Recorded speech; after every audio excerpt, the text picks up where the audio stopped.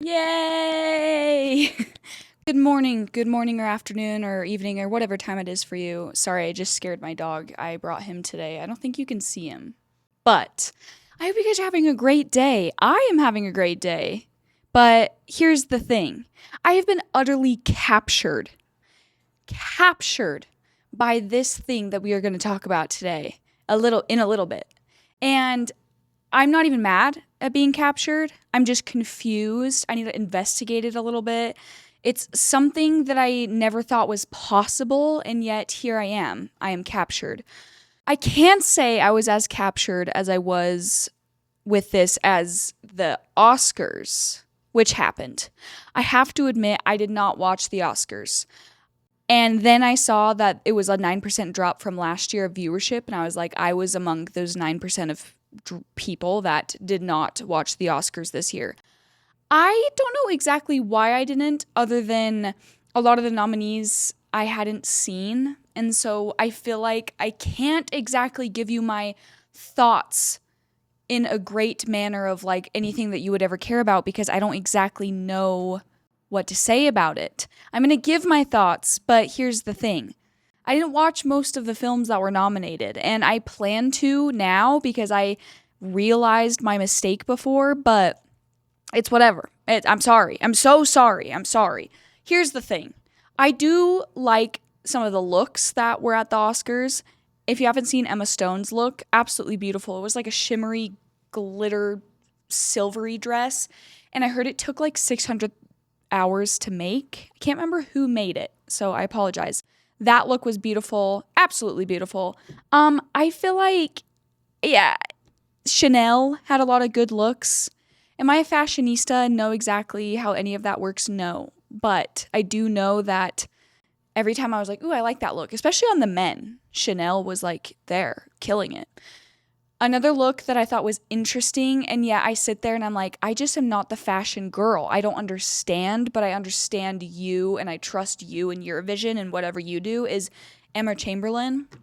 She's always been quirky and interested in fashion, and she's just someone I look at and I'm like, I trust you. I trust your style, but when I look at it, I'm like, I don't understand exactly. But I thought it was interesting and cool and unique. I liked the gloves. Pretty sure she was wearing like long gloves, right? I don't know. What did you guys think about the Oscars? Did you even watch? Do you even care about the Oscars anymore? I do see a lot of sentiment online of like in comment sections and stuff of people saying they don't exactly care about the Oscars anymore. And they have better things to worry about, or there's a lot of things happening in the world and we need to focus on those more than like award ceremonies, which I totally understand. I totally get that. I get both sides. I think it's fun and interesting to celebrate art. I love art. That is like what I talk about. But I understand when there are more important things to talk about. Also, I have to say, I boldly went with this lip color today, and I don't know how I feel about it. You know when you choose an outfit and you're like, yes, this is the outfit to wear to this event. And then you get there and you're like, ooh, I don't know if that was actually the perfect. I think I might have went a little too bold.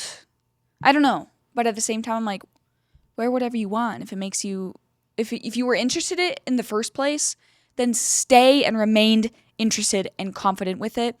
The thing that is worse than anything is like getting to an event and then apologizing for the look. It's like you got to just rock it after. You just got to own it. And then most people will be like, oh, cool. And I feel like that's actually the key to fashion, genuinely.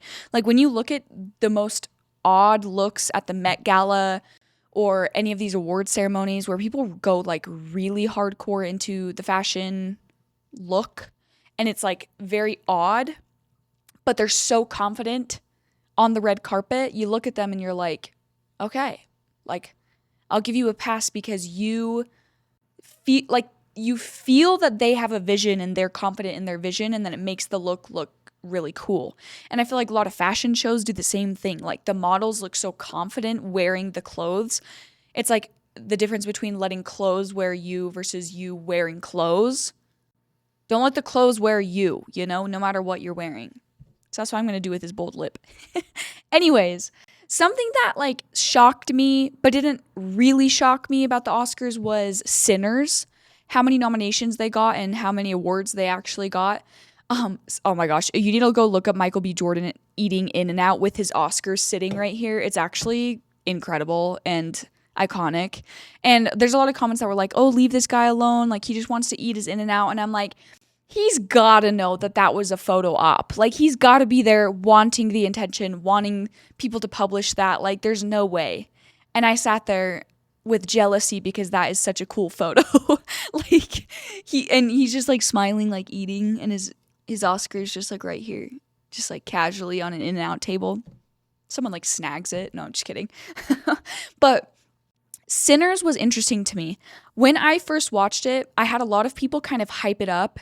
And so usually when that happens, you're kind of like, oh, is it actually this? You know, is it like really as good as it is? And then when I watched it, the first thing that stuck out to me was the cinematography. Beautiful, amazing. Like, that is something I can really appreciate about a show, is when the cinematography is beautiful. Even if the show is crap, doo-doo, if the cinematography and like the music is beautiful, I'm still very captivated, at least in watching it. Another show that I think about the cinematography a lot, but the story is not like crazy. I don't love the story, is Euphoria.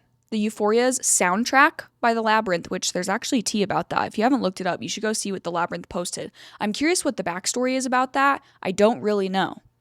I don't know if there's been an update since I'm posting this, so maybe there's an update and someone can fill me in. But Euphoria is another one where, like, I don't care about the story, but the cinematography and the music itself, so beautiful, so innovative. Loved the neon, loved the glittery looks and the eyeshadows and all this stuff. Yeah. Sinners, to me, has grown on me. I had a lot of people saying, like, oh, I love it, it's my favorite movie. And I was like, really? Like, I didn't want to be a contrarian just to be a contrarian. I didn't want to be a hater. But I sat there and I was, it's not like I was insanely underwhelmed, but just for how much people were hyping it up, I was like, is that really the case? That is an interesting thought. But what really like did it for me was the soundtrack. If you guys don't know who did the soundtrack, actually I'm going to look him up because I absolutely loved him. He's done so many. He did Tenet. He did The Mandalorian.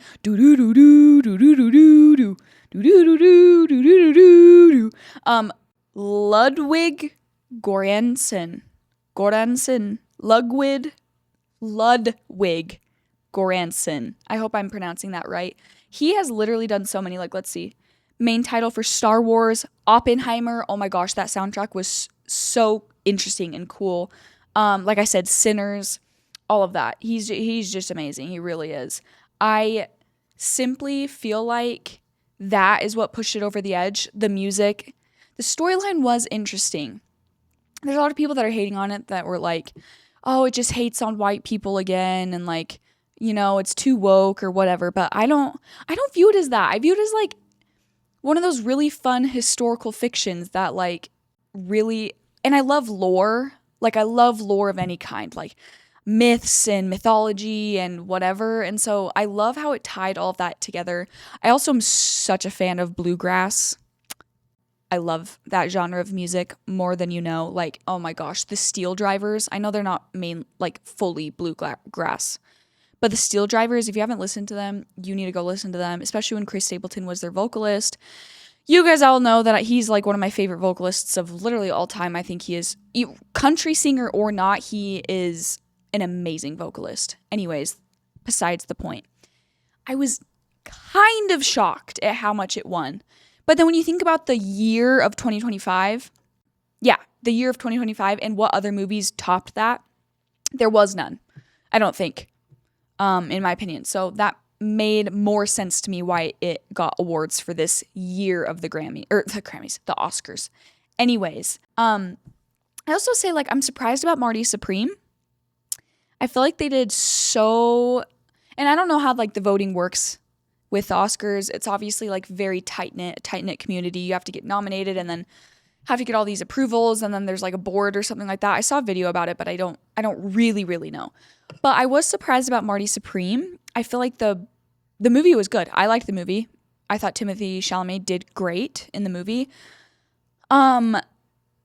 obviously very different than Sinners. Obviously very, I don't know. It just was its own thing, but the marketing was great for it. They really, like, you could tell they really cared. They put everything into it. And so I was a little shocked. Timothy's been getting a lot of hate recently. Like, here's the thing. There's like a cycle of anyone that's in the public eye. I'm sure if I was ever in the public eye, it's going to happen to me too, just like anybody else. People start to really pay attention to them. They're on the rise, an actor, a celebrity of any kind. And then they say something and people are like super interested. Like Timothy Chalamet in his, it was some sort of speech that he was given. I think he was given an award and he's like, I want to be one of the greats. I know it's not like super humble to say that, but I want to be one of the greats. And people loved him for that because they were like, we appreciate hard work. We appreciate honesty. We appreciate like someone saying that out loud and claiming it and like not being overly arrogant, but being confident in your ability and your skill. Like I thought that was cool. And a lot of people did.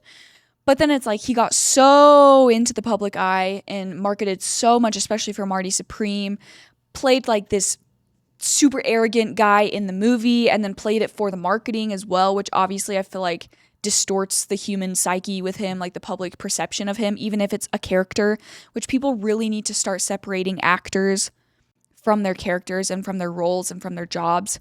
Heated Rivalry is another great example of that. Like people cannot get a grip when they can't separate fiction from reality. And I feel like it really does affect actors. You can tell.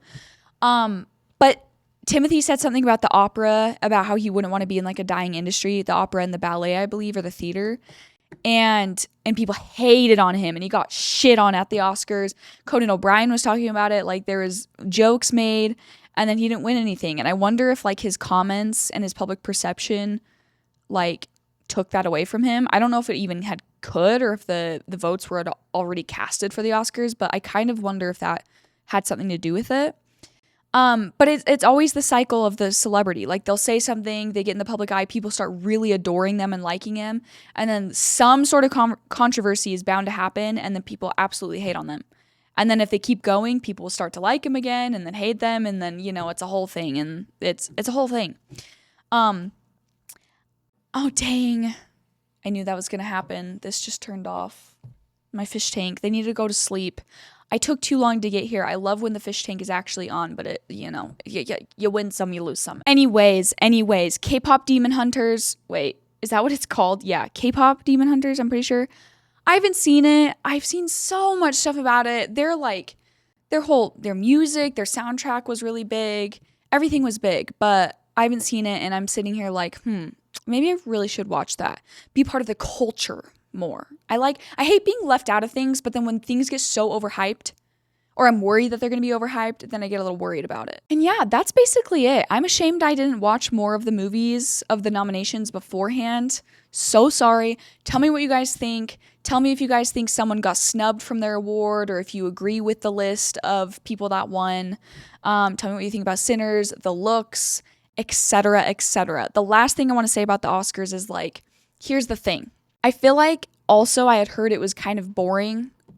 And I sit there and I look at like Will Smith when he like did the slap, Do you guys think that was real? Do we think that was real, or do we think that that was fake and a PR stunt and everyone was in on it? Or do we think that that was real and he was genuinely that mad? I look at it and I'm like, well, he's an actor, so he obviously could act very well. I look at it and it looks real and honest, like Will Smith was actually mad. But again, Will Smith is a great actor.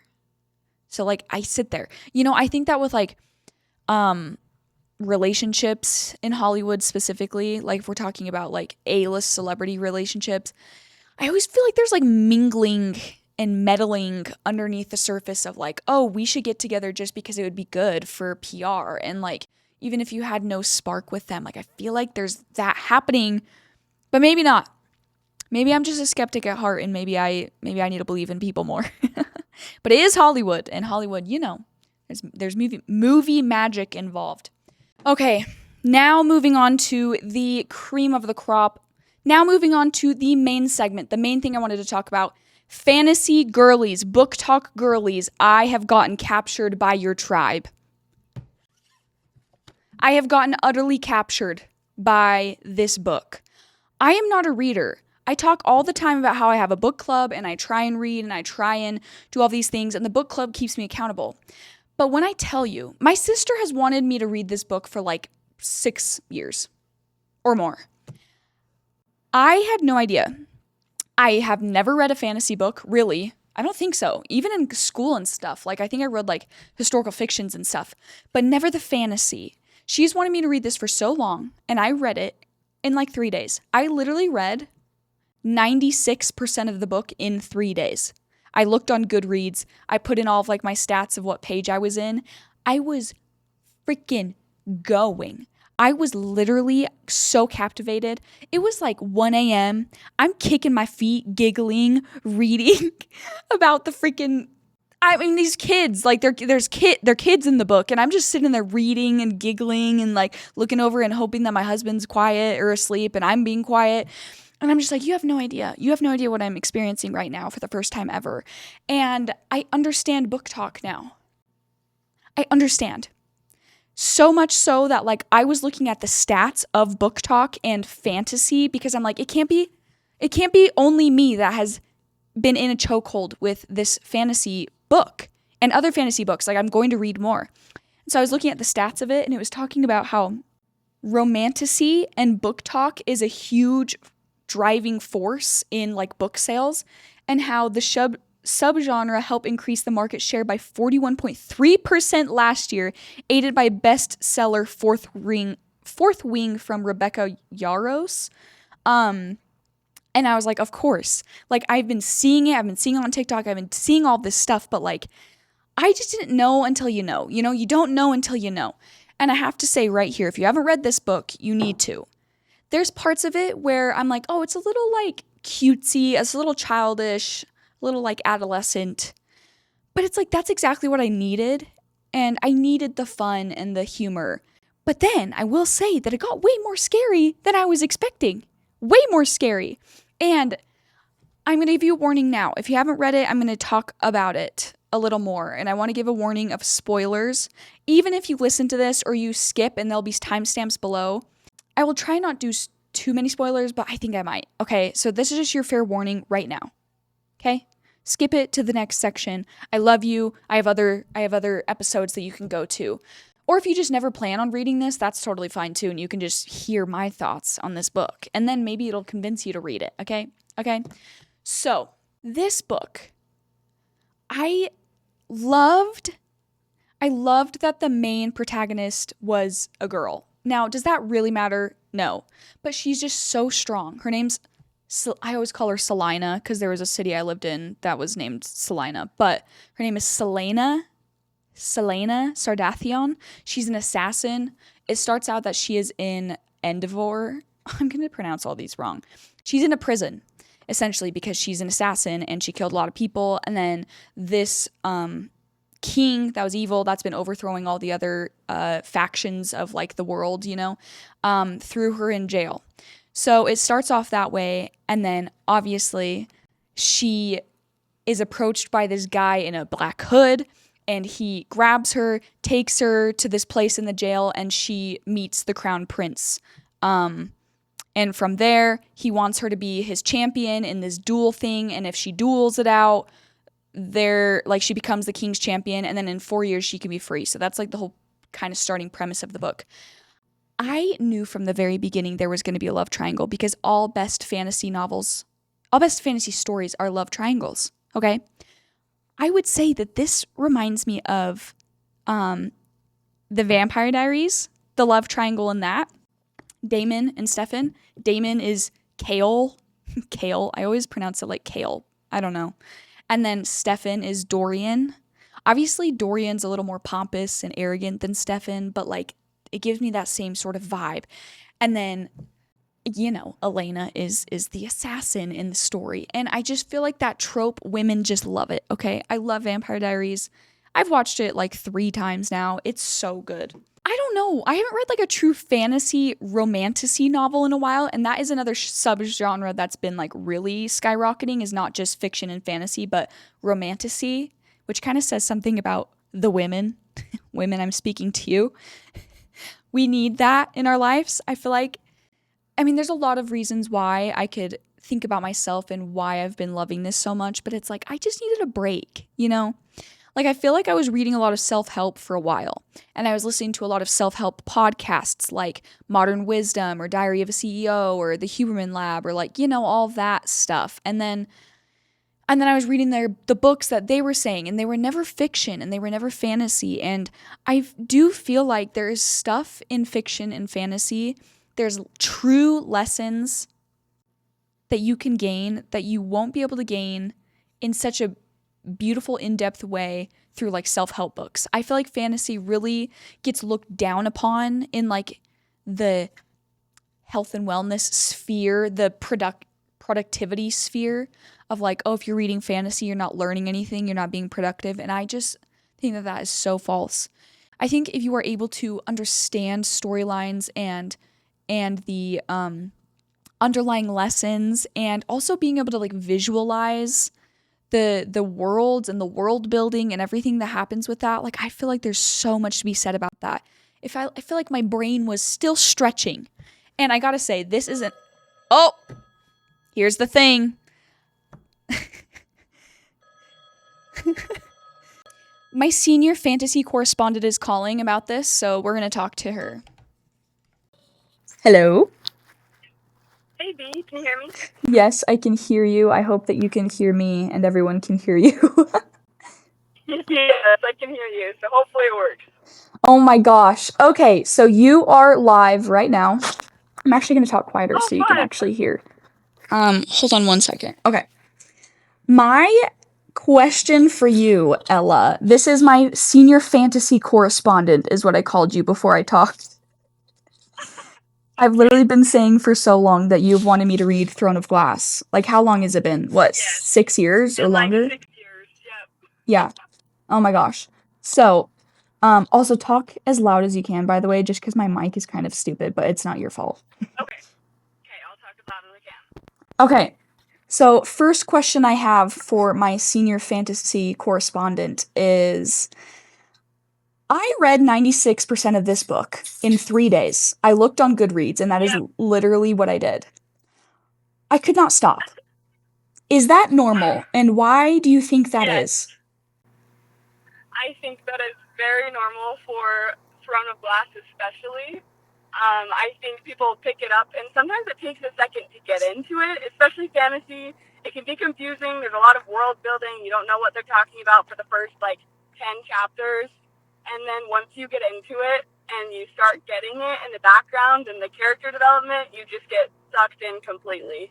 So freaking true. And did you know that I actually looked at stats on Bloomberg, and Romantasy has had a rise of like 41% in the past 3 years because of book talk especially, which is interesting.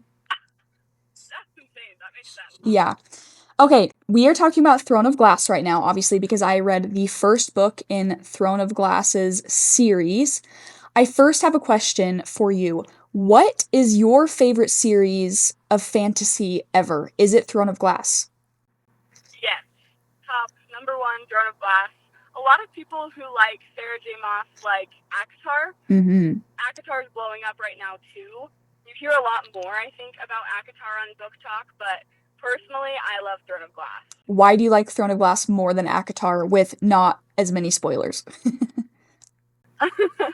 I love it because it was the first one I ever read out of her 3 series, and I love the character development, and I really relate to different characters in different ways, and I've personally made connections and just they've been inspiring to me. So even though I read it for the first time forever ago, I still think about different phrases or parts in the book that motivate me. Totally. Like, I will not be afraid. I thought that was so cute. Yeah, my name is Selena Sardossian, and I will not be afraid. Oh, I have that highlighted in my book so many times. It's so freaking cute. I say it to myself all the Aw.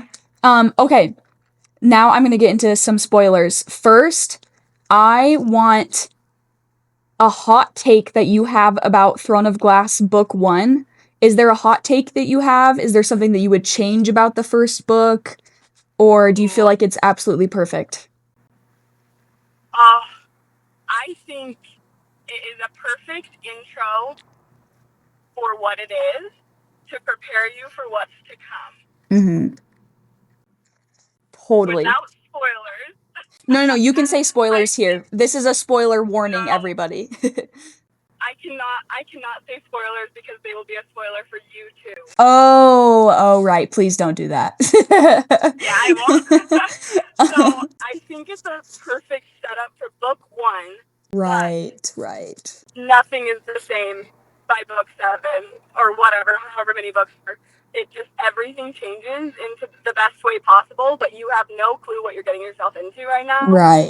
And if you think you're sucked in on book one, then just wait till I think Air of Fire is my favorite. Oh, okay.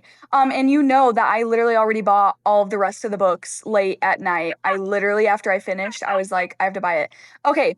Um, Last thing I will say, because I know you have to go, because you are a busy woman. Um, let's see. I have like 40 questions, but I want to talk. I guess my thoughts with that is maybe I just want to respond to your comment about the first book. I think Okay. I knew from the very beginning that Kale was going to be her lover. I knew it. And although I Okay. still don't know for sure, that's the hard part. Is like I think that's the only thing that I'm upset about right now in the moment is they like built it up so subtly for so long that by the ending she like breaks it off with Dorian all of a sudden and then is with Kale, but there was no payoff. I didn't get anything from it, you know? Like it was just like they're friends still. And then I'm like, dang it, does that mean that it's not actually happening? And then I got, it's just a huge cliffhanger, which my only hot take Yeah. I would have about the book, and I want your thoughts on this, and then you can go. My only hot take I would have on the book is I feel like her breaking it off with Dorian was so quick and out of nowhere. And then he was just like, okay. Because if you read Dorian's dialogue, Dorian is sitting there like when she's doing the duel, he's like, won't ever live without her. I literally can't handle being without her. I will move mountains to be with her. And then she literally just is like, hey, so I'm the king's champion. We can't be together, but we can be friends. And he was just like, okay. You know? Like, do you feel like that was Yeah. fast at all, I guess, is what I'm saying.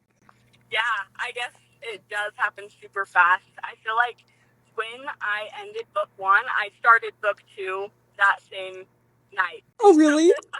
I don't like ending a book without starting the next one because it's hard for me to start Right. the book if I like take a pause.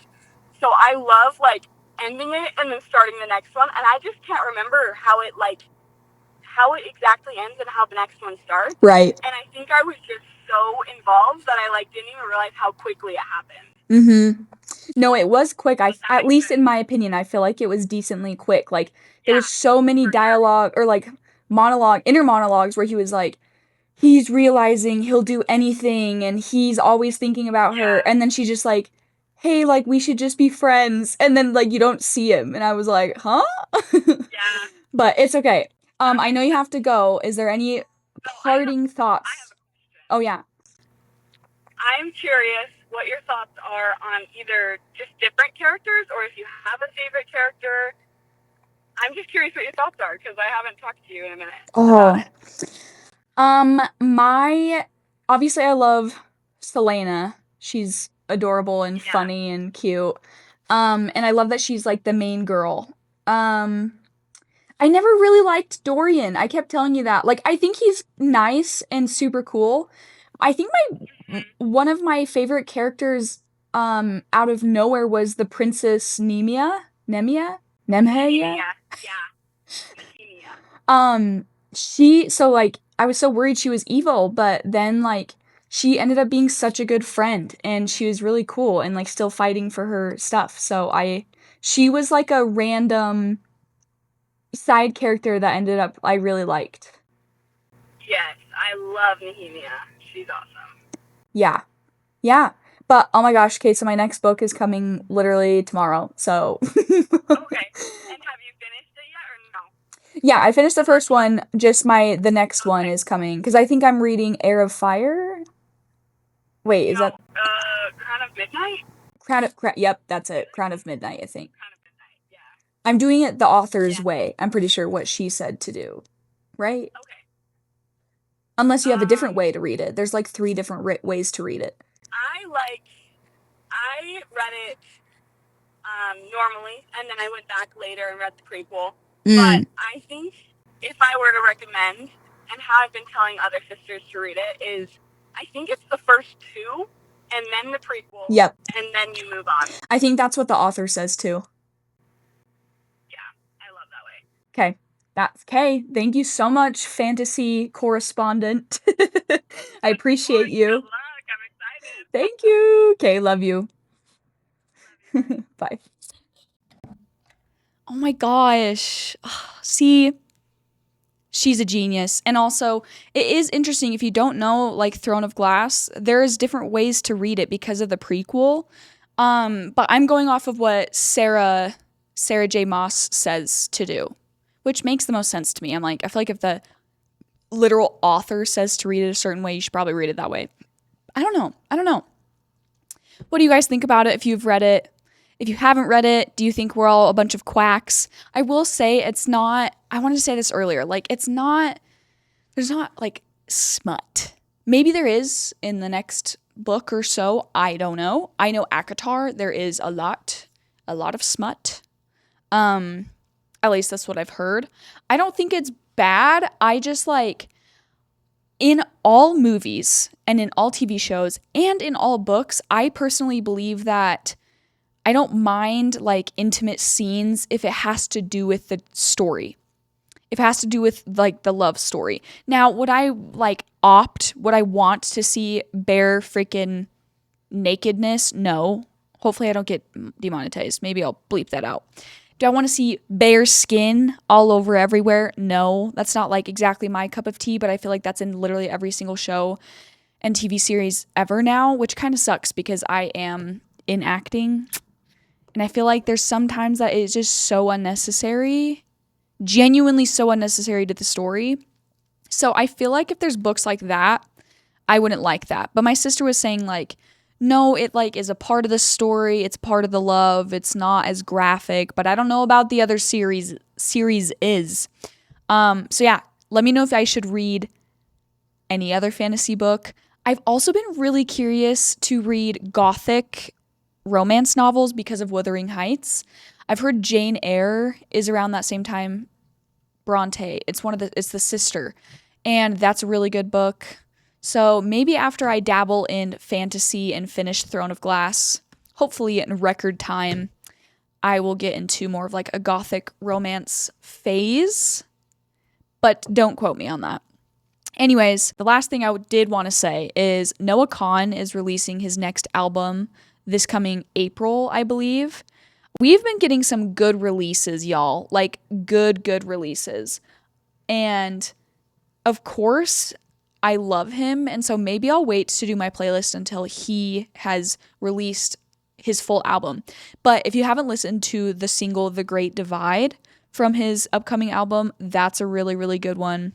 I like it a little more than Porch Light, but I still there's nothing he could do that I would hate. Harry Styles also launched his album, released it, I think it was like 2 weeks ago I talked about it. I am still consistently like playing a lot of the songs that are on his album. So I'm really happy about that. He gave us a great album, I think, through and through. I really, like, there's not one song that I'm like, They're all interesting in their own ways. I'm kind of someone that, like, with albums, it'll ebb and flow with how I'm feeling, you know? I don't know. But yeah, what is it called? Oh, the album's name is literally called The Great Divide. I don't think I knew that. It's coming out in 34 days. So when is that? April 24th. His album's being released. So I'm really excited about that, actually. I'm really excited. Something else I wanted to talk about. Maybe I'll just throw it in here.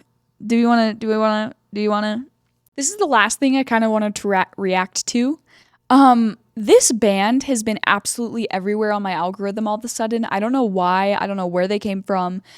And it is something that like AI could literally never replicate no matter how hard it tried. Like it is so out of left field that like at first I was like, are people just liking this band and like this look because it's so extremely different? Or are they actually musical geniuses that are good at branding? So this band, I literally like, we're just going to look it up right now. Weird Polka-dot Band. See, I had already talked about it. I literally don't know what it's called. Okay. This is what it's called. Angine de Poitrine is the viral electric rock duo you need to know about. This is their look. They're literally polka dot. They wear the weirdest masks and noses. Is this a cult? Or is this kind of like a funny thing? Should I be scared? Or is this like an okay thing? But they're a rock duo from Quebec that's gone viral not only for their energetic music, but also their outfits that they were able to maintain anonymity during their public performances. Holy cow, I literally can't read. The band sports oversized papier-mâché masks covering in black and white polka dots, along with matching outfits and stage backdrops. What's really interesting, and if you guys don't know who Rick Beato is, he's like a music YouTuber. You guys need to like watch his stuff if you're into music literally at all. He's great. But what's so interesting is he was watching them and he was like, they have their guitar neck has half steps. So like they're playing in a different realm than normal music, so no wonder why it actually sounds way different than a lot of like the mainstream music. But it's not bad. I genuinely was like looking at it and I was like, oh, they're gonna be like bad, but like it's gonna be interesting, so people are just gonna watch for like the fun of it. But no, they were good. Oh, apparently it says I should mention their name roughly translates to chest pain. That's actually freaking funny. The only issue here is I really want to show you guys a clip. Really, really badly. But here's the issue. I might get demonetized.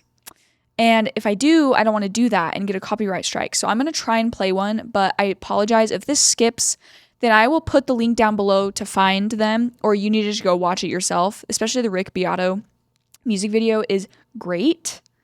But I'm going to do it their live performance here.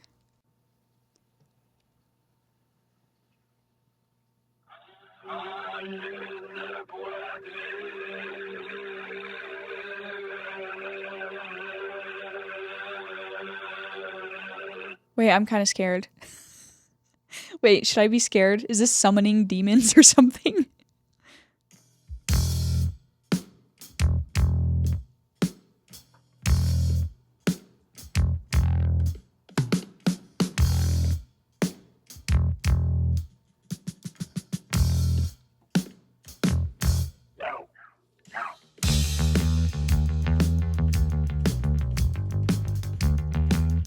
Look at his hands. His hands are polka dotted.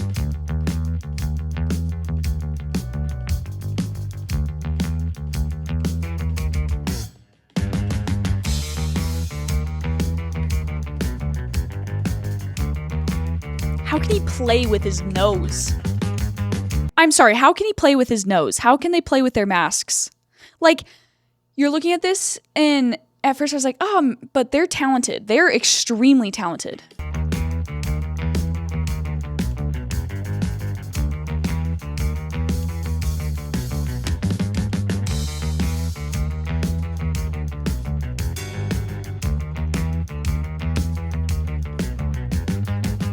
His feet.